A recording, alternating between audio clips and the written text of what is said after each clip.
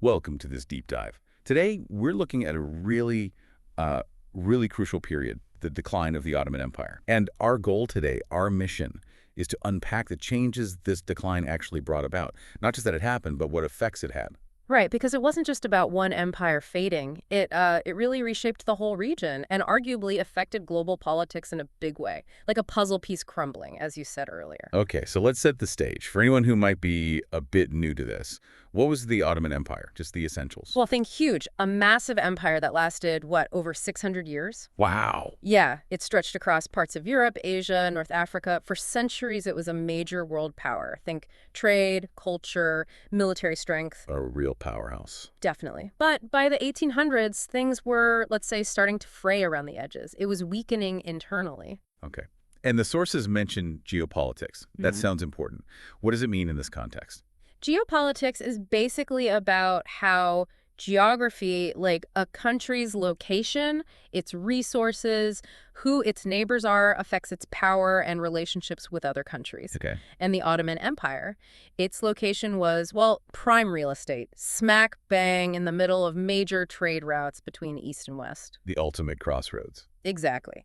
So as it got weaker, other powerful countries, particularly in Europe, got very interested in controlling parts of that territory for strategic reasons. The where was crucial. Right. Location, location, location. Okay. So one specific event highlighted is the Crimean War. What's the story there? The Crimean War, yeah, mid-1850s. Fundamentally, it was Russia trying to expand south, wanting access to the Mediterranean Sea, which meant pushing into Ottoman territory. And other powers didn't like that. Not at all. Britain and France got worried about Russia becoming too powerful, disrupting the balance of power, so they actually allied with the Ottomans against Russia. The Ottomans were on the winning side. Technically, yes, with British and French help. But here's the key thing, the real takeaway. The war totally exposed how militarily weak the Ottoman Empire had become.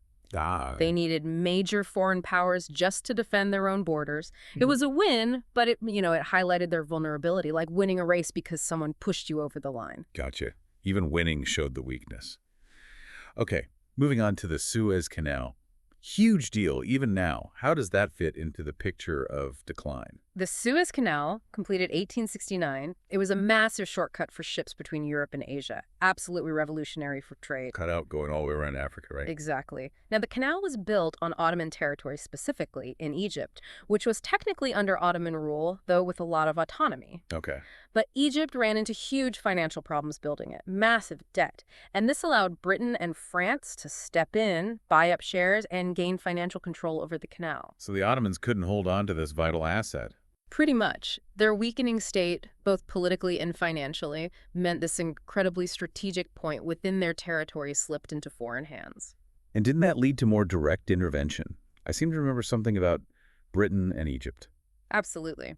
By 1882, Britain basically occupied Egypt, the main justification, protecting the Suez Canal, which was vital for their route to India and other colonies. So a major European power just takes over a key part of the Ottoman Empire. Effectively, yes. It showed just how little power the Ottoman Sultan had to prevent it, a huge blow to their sovereignty and prestige.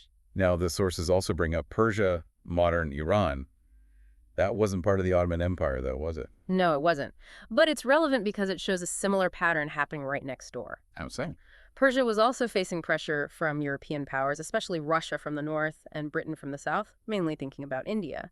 They were interested in Persia's location, trade routes, and increasingly its potential resources, like oil later on. So similar pressures from the same big players. Exactly. Persia, like the Ottomans, was becoming unstable internally, which made it vulnerable to foreign influence. It's a parallel story of weakening traditional powers facing European expansionism. Which brings us neatly to spheres of influence. What exactly does that mean? Okay, imagine a playground. A sphere of influence is like a section where one big kid claims special rights. Maybe they get first dibs on the swings or control who plays in the sandbox there. So not owning it, but controlling it. Kind of. It's an area where a foreign power has exclusive economic privileges like trade deals, building railways, and significant political influence, even if the local ruler is still officially in charge. I see. As the Ottoman Empire weakened, European powers started carving out these spheres. They'd say, okay, This part of the Ottoman territory, or this part of Persia, is where our businesses get priority, where our influence is strongest. Can you give an example? Well, in Persia, it became quite formal by the early 1900s. Britain and Russia essentially agreed to divide it. Russia got a sphere in the north, Britain in the south. They controlled trade, loans, resource concessions in their respective zones. And this happened within the Ottoman Empire, too. Yes, perhaps less formally drawn on a map initially, but you saw Britain having strong influence in Egypt and the Gulf. France, in areas like Syria and Lebanon, Germany building railways and gaining influence in Anatolia, Russia and the Balkans, and Eastern Anatolia.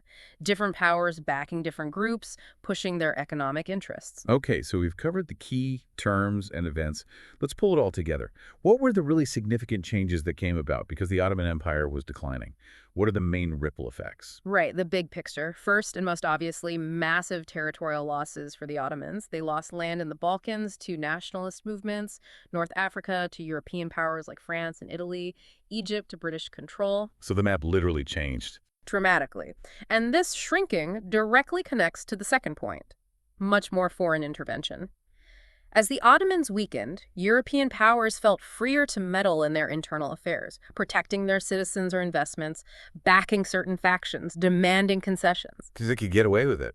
Basically, yes. The Ottoman state wasn't strong enough to resist effectively.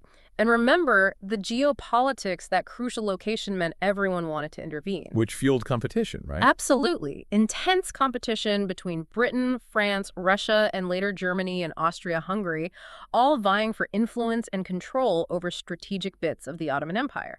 Think control of the Straits, access to the Persian Gulf, the Suez Canal route. Scramble for influence. Precisely. And that competition led directly to establishing those spheres of influence we talked about, carving up the region economically and politically, even while the empire officially existed. It was about securing their own interests against their rivals. And looking longer term, did this whole process, this messy decline and intervention, set things up for future problems? Oh, definitely. That's maybe the most crucial takeaway. The way European powers drew lines, supported certain groups over others, and prioritized their own strategic interests often completely ignored the existing ethnic, religious, and political realities on the ground. Creating artificial boundaries or tensions. Exactly.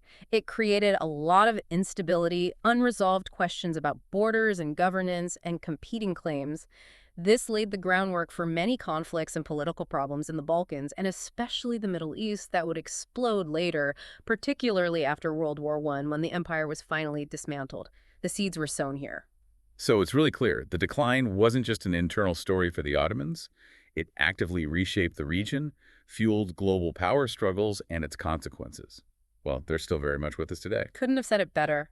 That interplay of geopolitics, weakening central power, and external ambition created a situation with really long-lasting effects. It makes you think, doesn't it? How different things might be if the empire hadn't declined then, or if the Suez Canal hadn't become such a flashpoint. History is full of those what-ifs. Okay, to wrap this up and make sure everyone's grasped the key points from our deep dive, let's pose a few self-assessment questions. Take a moment to think about these. Good idea. First, can you name two major reasons the Ottoman Empire was declining in the 19th century? Second, how did the Suez Canal specifically contribute to the weakening of Ottoman control? Third, what does spheres of influence mean, and how did this concept play out in Persia and around the Ottoman Empire? And finally, fourth, give one concrete example of how the way the Ottoman Empire declined set the stage for future instability in the Middle East. Mull those over. It'll really help cement what we've talked about. Thanks for joining us for this deep dive.